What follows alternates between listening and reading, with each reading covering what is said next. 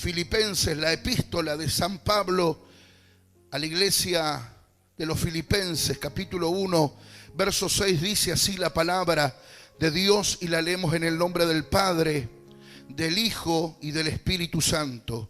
Estando persuadido de esto, que el que comenzó en vosotros la buena obra, la perfeccionará hasta el día de Jesucristo.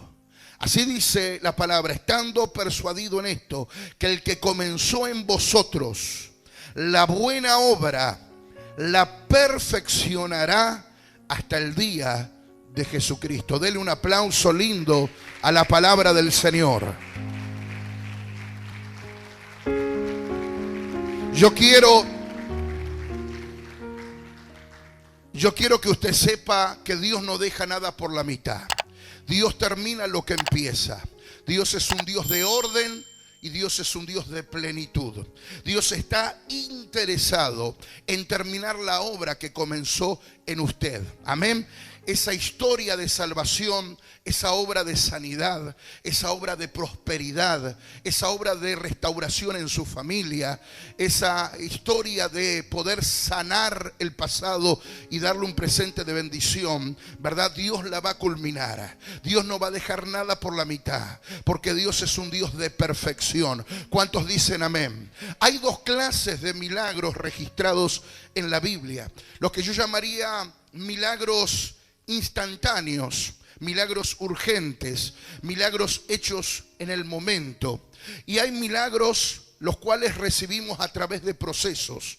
Dios obró, Jesús obró en sus 3 años de ministerio milagros urgentes, milagros al momento, milagros instantáneos. Pero también Jesús manifestó su poder y su gracia en personas que recibieron milagros a través de un proceso.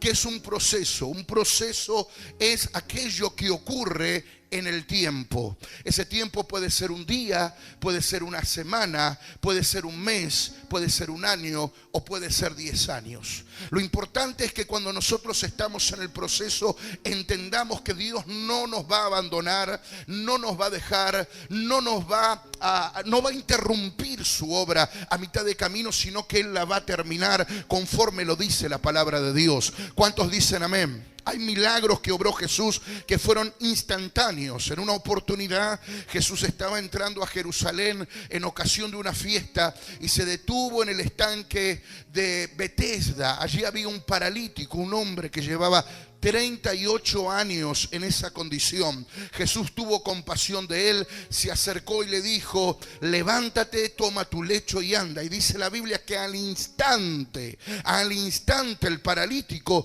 se levantó y caminó y saltó y glorificó al Señor. ¿Cuántos dicen amén? En otra ocasión Jesús iba de Jerusalén a Jericó, ¿verdad? Y dice la palabra que al costado del camino, junto al camino, había un muchacho llamado Bartimeo, que era ciego, que de nacimiento había nacido ciego y no había visto jamás. Pero cuando oyó que era Jesús Nazareno que pasaba por aquel camino, comenzó a clamar y a decir: Jesús, hijo de David, ten misericordia de mí. Jesús se detuvo, le mandó a llamar, y cuando Bartimeo entra al camino y se para frente a Jesús, Jesús le dijo: quiero que recobres la vista. Y dice la palabra de Dios que al instante recobró la vista y seguía a Jesús en el camino. ¿Cuántos dicen amén?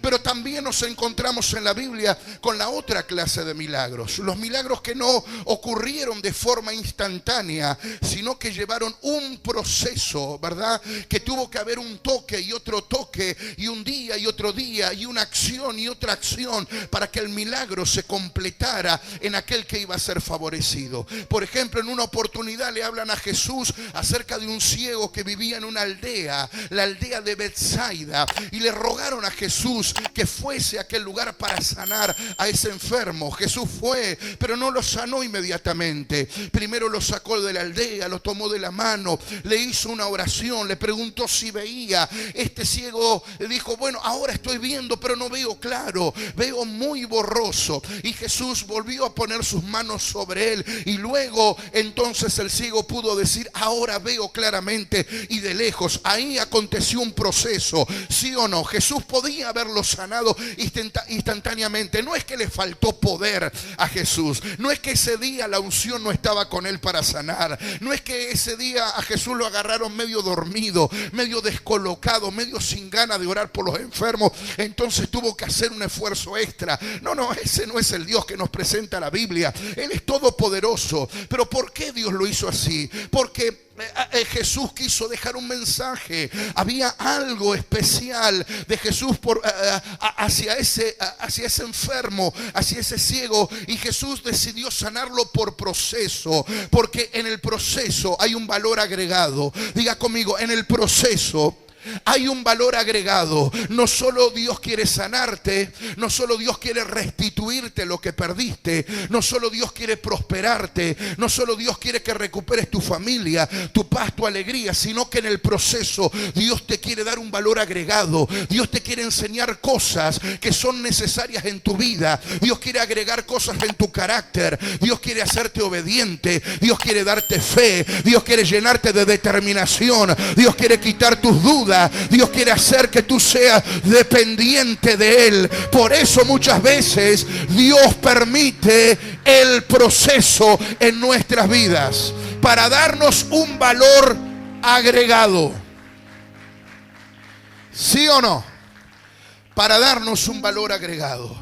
Hermanos queridos, hay milagros que ocurrieron de forma instantánea, pero hay otros milagros en los cuales Jesús obró por proceso. En una oportunidad se encuentra con un ciego y dice que en primera instancia unge sus ojos con lodo que él mismo había hecho en el barro con su saliva, y lo manda a este ciego a lavarse en el estanque de Siloé. ¿Sí o no?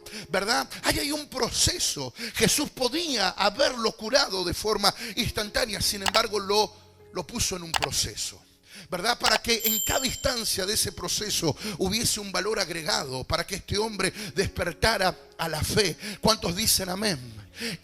Usted tiene que entender esto, que aunque hoy usted no vea la obra completa, aunque hoy usted no vea la obra total, aunque usted sea quizás de las decenas o cientos de personas que dicen, yo estoy yendo a la iglesia hace 6 meses y todavía no veo mi milagro completo. Usted quizás de las personas que dicen, yo estoy participando hace 1 año en el santuario y todavía no me sano totalmente. Todavía mi familia no es todo lo feliz que yo quisiera que sea. Mi economía no repuntó todo lo que yo necesito que reapunte mi economía. Yo te quiero decir de parte de Dios, no abandones el barco.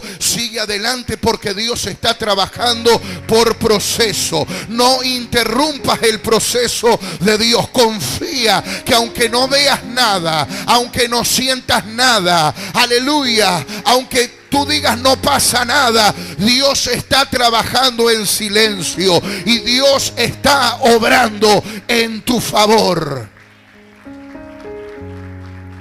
Amén. Que tú no veas no significa que Dios no esté trabajando. Que tú no sientas no significa que Dios no esté trabajando en ti. Amén. Que de repente en algún momento, alguna temporada de tu vida te falte la fe, no significa que Dios no te tenga presente ni en sus planes. Dios está trabajando. En tu noche más cerrada y más oscura, Dios está trabajando. Aun cuando los médicos no te dan esperanza, Dios está trabajando. Aun cuando el resultado médico diga lo contrario, Dios está trabajando en tu favor, para que la gloria postrera sea mayor que la primera. Dios está trabajando. Así ocurren los procesos. Tú no te das cuenta, pero Dios está trabajando en tu favor. Tú apoyas la cabeza a la almohada esta noche y te vas a dormir, pero Dios no se va a dormir. Él está trabajando en tu favor. Amén. Mañana vas a tu trabajo, mañana vas al colegio, mañana haces las cosas del hogar y por ahí te olvidas de esta palabra o te olvidas de tu problema, pero Dios no se olvidó de tu problema. Él sigue trabajando. Amén. Porque Él te tiene presente y Él está empecinado en bendecirte y en cumplir su propósito en tu vida. Porque estoy persuadido, dijo Pablo, que aquel que comenzó la buena obra en vosotros la perfeccionará hasta el día de Jesucristo. Aleluya, aleluya. En una oportunidad 10 leprosos se acercan a Jesús.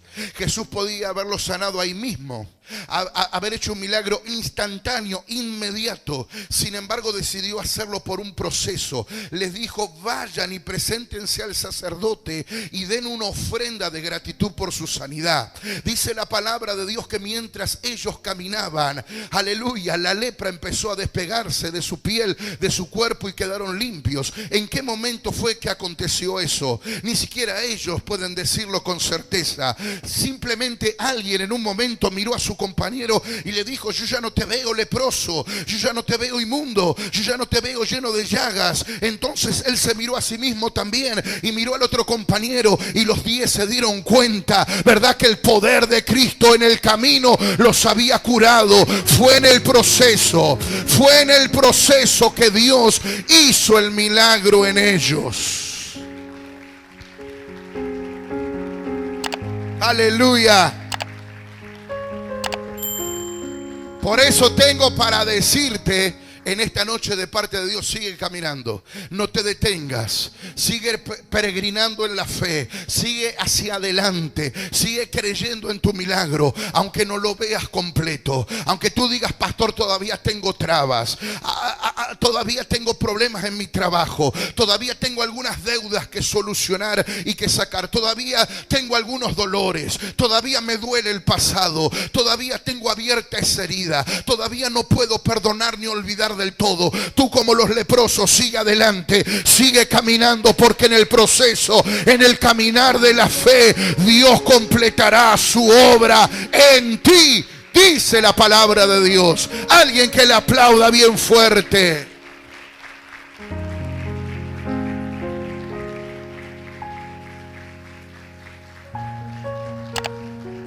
Claro que todos quisiéramos el milagro instantáneo. Todos quisiéramos el milagro inmediato.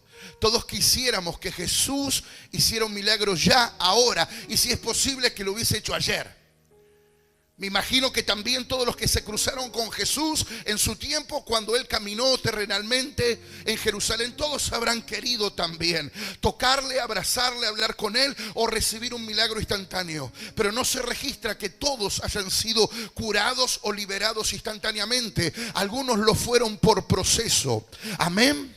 Y yo sé que muchas veces, ¿verdad?, nuestra urgencia, nuestra necesidad nos lleva a demandarle a Dios: yo quiero que me sane ya, yo necesito un milagro ya, yo necesito que pongas a mi enemigo ya bajo mis pies. Pero puedo asegurarte por la palabra de Dios que cuando Dios hace un milagro por proceso en tu vida cobra un valor agregado. Y aparte del milagro, Dios te levanta en otras áreas, Dios te bendice en otras áreas, Dios te hace fuerte en otras áreas. Aleluya. Hay quienes reciben un milagro y nada más, y hay quienes reciben un milagro y se fortalecen y se transforman en todas las áreas de su vida.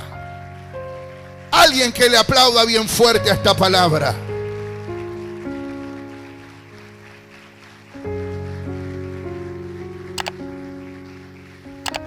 La palabra dice: estando persuadido de esto.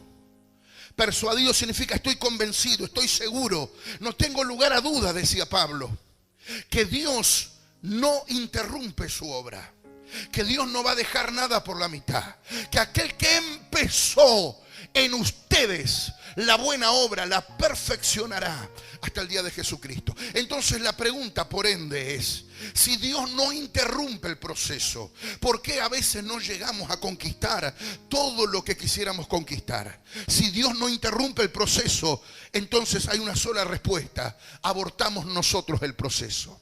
Muchas veces nuestra incredulidad, nuestra poca fe, ¿verdad? Nuestra duda, el no permanecer, el no estar firme, el no soportar el proceso de Dios hace que nos bajemos, hace que renunciemos, hace que nos alejemos de Dios. Y aunque Dios quiere terminar su obra en nosotros, nosotros decidimos simplemente abortar el plan de Dios. Hay gente que aparece a un culto, a 2, a 3 quizás, y luego no se los ve más. Hay gente que dice: me voy a poner firme, pero es una declaración del día domingo. El lunes otra vez su mente y su corazón está en otro lado. Hay gente que no permanece. Días atrás yo predicaba acerca de San Juan capítulo 15, cuando Jesús le dice a sus discípulos: si permanecieseis en mí y mis palabras permanecen en vosotros, todo lo que pidan al Padre en mi nombre lo van a recibir. Él dice: si ustedes permanecen en mí. Jesús dijo: permanezcan en mí. Él no dijo permanezcan en la iglesia, en la oración, en la Biblia, en ayuno, en amor. Podía haberlo dicho: permanezcan en fe. Él dijo: permanezcan en mí, porque aquel que está en Cristo va a permanecer en todas las demás cosas. Aquel que está en Cristo va a permanecer congregando, va a permanecer orando, va a permanecer leyendo la Biblia, va a permanecer en la fe, porque cuando tú estás en Cristo, las cosas del Espíritu gobiernan tu vida. Aleluya.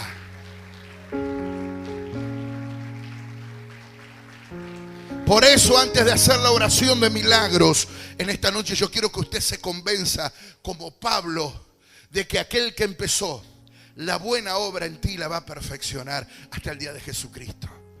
Va a venir el cambio en tus hijos, porque Dios lo prometió. Va a venir el cambio en tu familia, porque Dios no va a dejar nada por la mitad. Dios no sana un poquitito. Dios no bendice un poquitito. Dios no multiplica panes y peces para que la gente se quede con hambre. Dice la Biblia que había 5,000, sin contar mujeres y niños. Jesús oró por esos 5 panes y 2 peces, los multiplicó y todos comieron y se saciaron y sobraron 12 cestas llenas. ¿Por qué? Porque cuando Dios bendice en grande. Él termina todo lo que empieza. Dios no es un Dios abandónico. Él ha dicho en su palabra: yo no te dejaré ni te desampararé. Amén. Es propio de nuestra naturaleza humana y caída abandonar. A veces abandonamos la pareja y nos divorciamos porque tenemos simplemente una visión encontrada, porque hemos discutido, porque no nos podemos poner de acuerdo en algo. Abandonamos el matrimonio. Abandonamos a los amigos porque el amigo nos falló y nos olvidamos del valor de la fidelidad, de la lealtad, de los años que ese amigo o esa amiga nos acompañó. Abandonamos. Hay gente que inicia un negocio y si a los 2 o 3 meses no tiene buenos dividendos, abandona el negocio. Porque dice: tengo más deudas que beneficios. Y ese no es momento de abandonar. Hay gente que emprende una venta y dice: no, es muy cuesta arriba, todo está caro, la harina aumenta todos los días. Pero la realidad es que eso le acontece a todos. Y mientras otros suben, otros bajan. Entonces, ¿cuál es la diferencia? ¿Qué es lo que hace la diferencia? El permanecer. El entender que todo lleva un proceso. Que el éxito es un proceso. Que las cosas no ocurren de la noche a la mañana. Que nadie, como dije en una oportunidad, se acuesta siendo Bin Laden y se levanta al día siguiente siendo la Madre Teresa de Calcuta. Que todo lleva un proceso. Dejar de fumar lleva un proceso. Que vos puedas dejar el alcohol lleva un proceso. No te rindas. No quieras venir en una reunión a decir: que Dios me saque hoy el vicio del alcohol, porque si yo no cambio hoy, entonces ¿para qué voy a venir a la iglesia? Vos tenés que venir a la iglesia aunque sigas siendo un alcohólico empedernido. Aunque los sábados y domingos te pierdas en la botella, tenés que seguir. Porque si vos interrumpís el proceso, nunca te vas a sanar. Ah, pero pastor, la gente me juzga. Bueno, la gente mira lo que no tiene que mirar. Vos al que te juzga, decirle, mira tu propio ombligo. Yo voy a seguir yendo a la iglesia porque necesito de Dios. Yo voy a seguir yendo al santuario porque necesito de Dios. Porque el que esté libre de pecado, que tire la primera piedra. Es así de sencillo.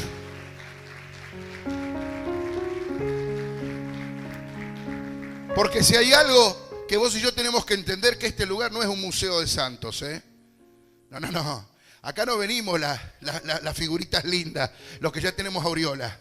Acá venimos los rotos, los desechos, los despreciados por la sociedad, los que nos mandamos macanas, los que sabemos que por obras no tenemos salvación, los que sabemos bien que le hemos fallado a Dios. Por eso estamos acá. Porque somos conscientes de nuestro error, de nuestra falta, de nuestro pecado, de nuestro mal caminar, de nuestros vicios. Porque alguno hablará de su vicio del alcohol, otro hablará del problema que tiene con el cigarrillo, pero quizás otro no lo cuente, pero tiene problemas con la pornografía, tiene problemas con el sexo, tiene problemas con que ve lo ajeno y se lo quiere llevar al bolsillo, tiene problemas de carácter. ¿Y usted sabe qué? Para Dios es exactamente lo mismo.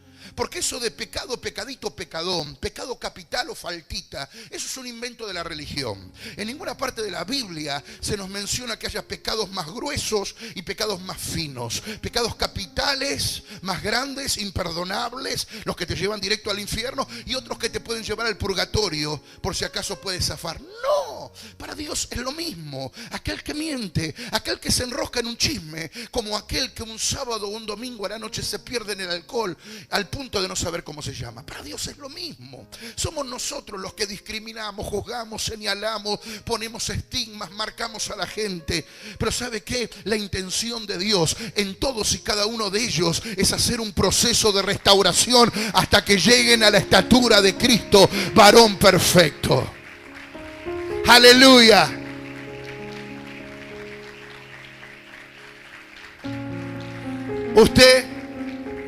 Usted me ve a mí así, perfecto, bonito, en mi peso ideal. nada que ver, ¿no? Bueno, pero claro, hay algunos que creen que los pastores son un producto terminado. Y Dios no terminó su obra conmigo. Que yo esté acá arriba predicando y enseñando no significa que yo estoy en el pedestal de la perfección. Todavía le sigo dando trabajo y dolor de cabeza al Señor. Lo que pasa es que yo no cuento mis batallas, yo cuento las bendiciones. Yo no hablo de mí, yo hablo de Jesús. Porque si yo tengo que hablar de mí, usted se va a deprimir. Pero cuando yo le hablo de Cristo, todo lo puedo en Cristo, porque Él me fortalece. Aleluya. Usted no viene aquí para escuchar al mensajero, viene para escuchar el mensaje. El que le edifica no es el mensajero, es el mensaje. Hay gente que endiosa a los pastores, a los apóstoles, a los profetas, ¿sí o no? Ay, el ungido. Sí, no, que son ungidos. David era un ungido y sin embargo se mandó su macana con Betsabé. Claro que son ungidos, pero que seas ungido, que seas llamado por Dios, no significa que seas perfecto. Dios a cada uno de nosotros nos mete en un proceso y Él ha prometido: yo no te dejaré hasta que haya cumplido mi obra en ti. Entonces, y en conclusión, y ya no los aburro más, gente, porque vamos a orar por milagros.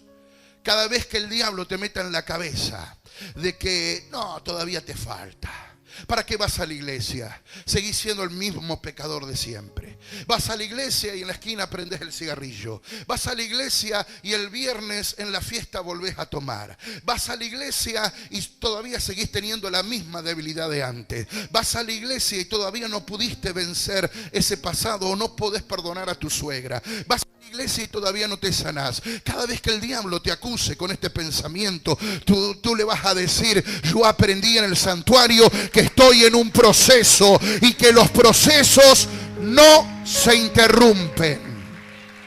Yo tengo que dejar que Dios siga trabajando en mí. Amén. Aleluya.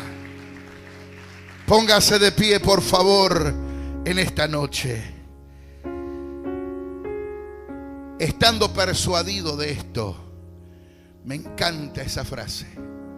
Estando convencido dijo Pablo, que aquel que empezó la buena obra la va a terminar. Quiero que cierres tus ojitos. Y al cerrar tus ojos se van a abrir las ventanas del alma, los ojos del Espíritu. Y piensa en todo lo que Dios ya empezó a hacer en ti. No pongas al frente lo que falta. No digas, y no, todavía me duele el juanete, el pie izquierdo, todavía el talón de Aquiles, todavía no se me fueron los hongos del dedo gordo. No. Yo quiero que pienses, que traigas ahora a memoria todo lo que el Señor empezó a hacer en ti. Cómo estabas antes y cómo estás ahora. Cómo era tu vida antes de conocer a Jesús y cómo está tu vida ahora que conoces a Jesús. Cómo era tu carácter, tu forma de hablar, tu forma de pensar. Cómo estaba tu familia. Cómo estaba tu corazón, tus emociones antes de Cristo y cómo estás ahora. Y yo te pregunto si acaso no te notas mucho mejor. Claro que sí, yo te veo mucho mejor. Yo en muchos de ustedes puedo ver el antes y el después.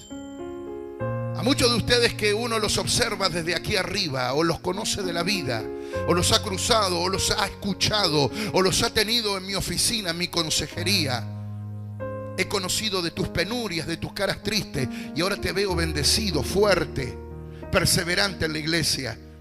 Eso es porque Jesús empezó una buena obra en ti. ¿Eres perfecto? No. ¿Terminó Jesús la obra en ti? No. ¿Todavía falta? Sí. ¿Cuesta? Claro que cuesta. Todo proceso cuesta. Pero vale la pena. Lo importante es, no te sueltes de la mano de Jesús. No te sueltes de la mano del Señor.